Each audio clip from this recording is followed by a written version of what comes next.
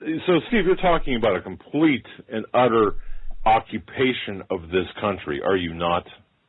Absolutely, but before that, let's put the word destruction and occupation. Why destroy something that you're going to occupy? In other words, if I'm going to go in and occupy a mansion, we'll say, in the best neighborhood of my town where I live, why would I want to destroy it first before I went in and occupied it? Why not just kill the people, drag them out, and live their life? Well, first of all, there's a lot of ways to destroy people.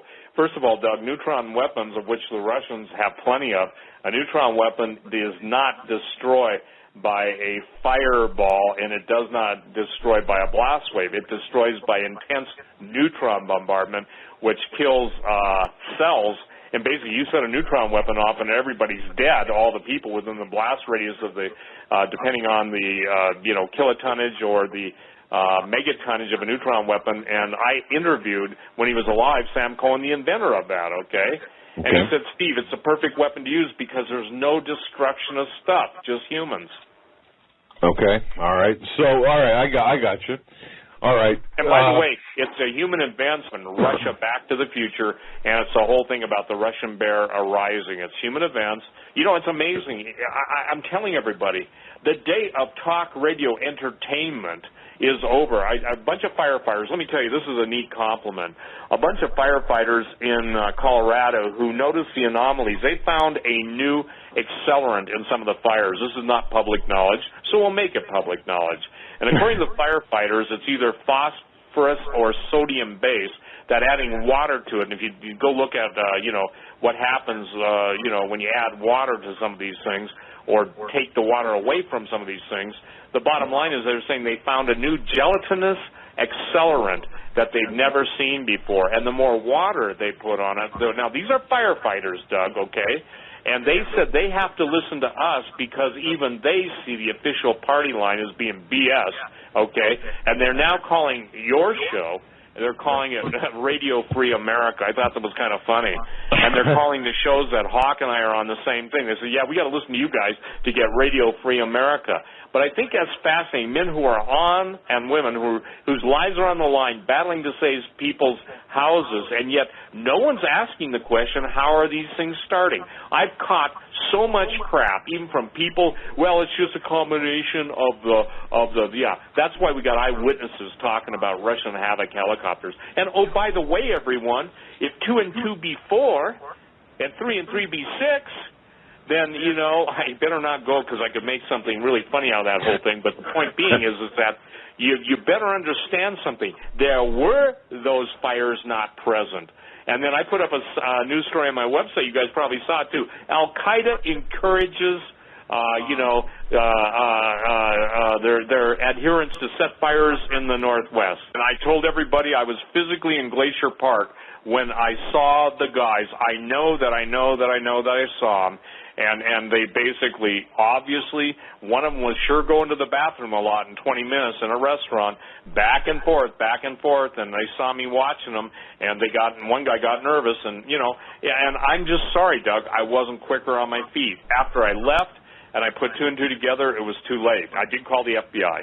The bottom line is that we're at a point now where, let me make this easy, a terrorist is nothing more than an employee of someone. You can have ideological terrorism, and they'll say the right political creeds, but guess what, ladies and gentlemen? Terrorists have to pay their bills, too. Someone's always paying someone. And because of the United States and our building up the Mujahideen, which then became the Al-Qaeda, and now because of all of our ties through all the world's espionage, you can hire anybody to get them to do anything if the price is right.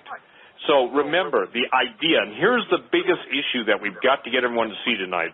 They cannot grasp what's going on until they understand. The old world system has to go away. The God of heaven, they call them the old gods, have to give way to the new gods. Guess what that means? Jesus out, Lucifer in. Jesus out, Allah in. The point being is that when I read the scripture, you guys, I'm appalled at what is going to become and overtake this nation. Both Pastor Langford and others, where God said we have been in bondage to sin, now we're in captivity to sin. So let me tell you what that means. The Hawaiian Islands. The Hawaiian Islands, guess where the people go that they don't want on the Hawaiian Islands? They don't get to live in their marijuana plantation. I'm not making fun of any of this. I'm just saying, or whether they're pineapple or whatever they grow, or their coffee. Kona. The bottom line is that they're going to be put on ships and taken to other countries, and they're going to be slaves. The people that get to stay alive, Doug, get to be slaves. The point is that, look, the Illuminati has a plan. That's to kill off 6.5 billion people now. They wanted to kill off 90% of the world's population when it was 6 billion. Okay, so now it's close to 7 billion, or at 7 billion. The point is how do you do that?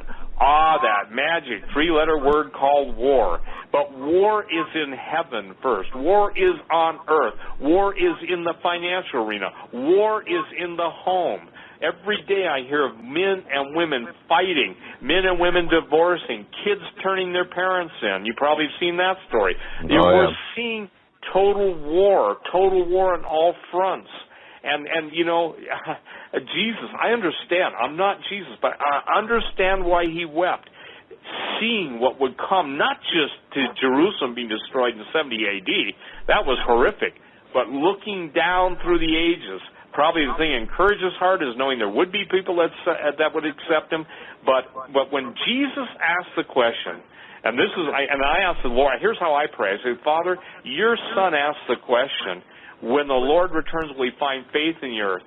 Based on what I see now, Lord, outside of you pouring out your Spirit and you're intervening and a select few, I don't think so. Because the problem being is that people I've warned, genetically engineered and the whole thing. Nobody else did that. It came into popular, if you will, context because I was talking about on Coast to Coast a long time ago. Nobody ever talked about it. Oh, they wrote about it in scientific journals. But when you bring this stuff out, here's what's interesting. And I really believe this is true. When we bring this stuff out, it's like a lock and a key that sets in motion those events. In other words, we're not causing them to happen, but they were sealed up by the Spirit of God for the time that they're revealed. So as the time they're being revealed, or a better word is unsealed, then the ramifications of the hidden knowledge, or that which was time-sensitive or time-stamped, then it now becomes relevant. People couldn't have understood genetic mutations, and they didn't have a very good understanding of it, let's say, 15 years ago. They sure do now. But when we're not talking about Dolly the sheep. We're not talking about, some new medical therapy. We're talking about the monsters of mythology being brought back in now. And here's the thing, Doug, that I want to share with people. When Tom Horn broke his story, or actually the scripture on the gates of hell not prevailing, in one of his books, and we did an interview, it was like at that point, the whole Stargate thing, not the movie Stargate, but the whole relevance of Stargates, because one of the words for angel, obviously, is star. The other word is messenger. So messenger gates, obviously, if you have something coming through the gate, they have a message. And what the message is mayhem. So every barrier, every boundary, every, if you will, roadblock to the powers of hell and their minions and their ilk, and then their, what I would call, bulletin board spawn, or their blog spawn. That's my new word, by the way. I call them blog spawn, okay? The bottom line is, it's just my loving embrace for them. The blog spawn, then they're now released into this realm, and so it becomes supernaturally evil. When we're talking, and Joe and you and I and Doug talked about this, why is it that the cannibal, quote-unquote, virus, why is it that they take their clothes off? And right now, I think if and I mean this literally, when I started writing the book on Breathe No Evil and all the biological experimentation that went went on and was undertaken on the Tuscaloosa, Mississippi Airmen and everything else, and then the AIDS virus. And when Len Horowitz wrote his great book, Ebola Emerging Viruses, the point is I used to have Len on the show all the time. He might be a good guy to get on your show, okay? And Len is brilliant, you guys. He did his homework. He absolutely knows what he's doing. But the point that I'm trying to make on this is it seems now that they're already experimenting with a zombie virus on Afro-Americans, okay? Doesn't mean it's not going to spread to whites. This is not a racist statement. This causes me to, and I have a lot of Afro-American black, I just call them, the brethren, okay, who don't share my color, and to some people that makes me a race traitor. And I say this, I said, if I were you, I'd be more worried about the color of your heart than the color of their skin. Now look, I understand the Black Panthers don't love me. I don't love the Black Panthers. But what I'm talking about is a common thread, a genetically altered virus that can be targeted against a specific segment. And what I'm seeing, Doug, is the same thing that went on in Africa now going on in the United States. Nobody else has said it. I'll say it. I can absolutely say that the parallels are uncanny. And I can tell you this. Here's how these guys think.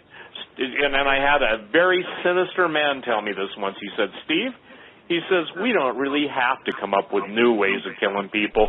The old ways are still effective. He said, you know why?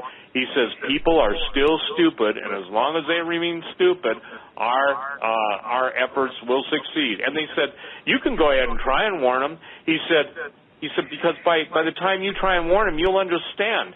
They won't listen to you. They won't believe you because they've swallowed all of our media. They've listened to us. They won't listen to you. So go ahead. In essence, burn yourself out trying to warn them. And one guy who was the head of an intelligence organization in East Germany, he called me the priest. I said, well, that's very nice, but I'm not a priest, okay? I'm not a Catholic. I'm not a, priest. But the point is that in his world, anybody who was a Christian was a priest, okay? And so the point that I'm trying to make in this little aside is that I'm seeing parallel, I'm seeing coincidental, and when I wrote the book Breed No Evil, nobody would in.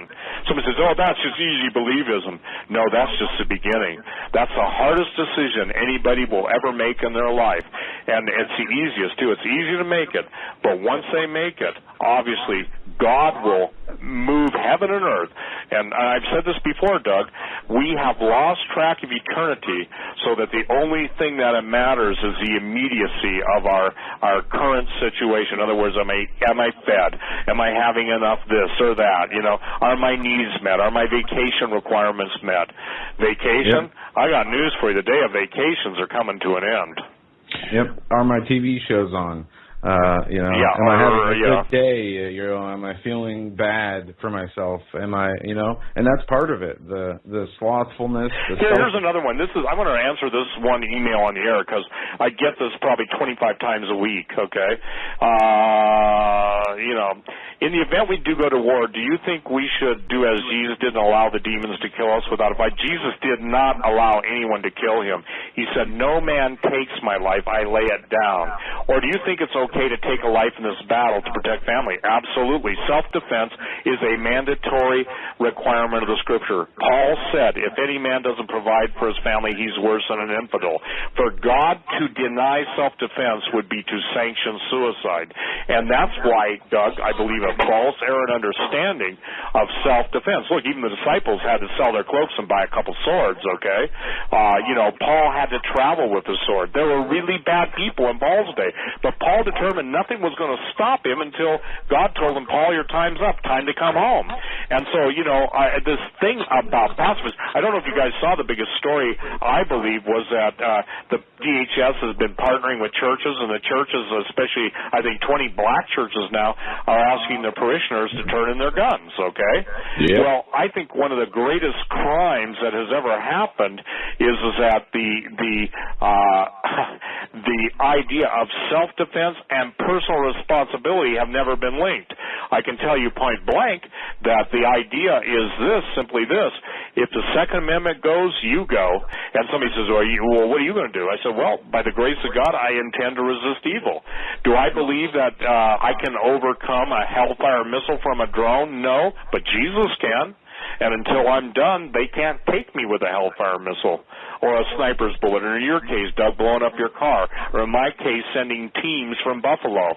You know, the point is that we have a destiny to fulfill, because God is not going to basically allow the total taking out. Jesus wasn't allowed to be killed. They tried to kill Jesus so many times before the crucifixion, but when the crucifixion time came, Jesus was in the Garden of Gethsemane asking the Lord to allow him, nevertheless, not to take the cup from him. See, every Christian I know that believes in the pre-tribulation rapture, which, by the way, I believe is the great deception, part of the great deception, because the thing is, those people were given a lie. They believe a lie. Now, what does a lie do when it's believed? Okay, number one, it gives the lie power over you.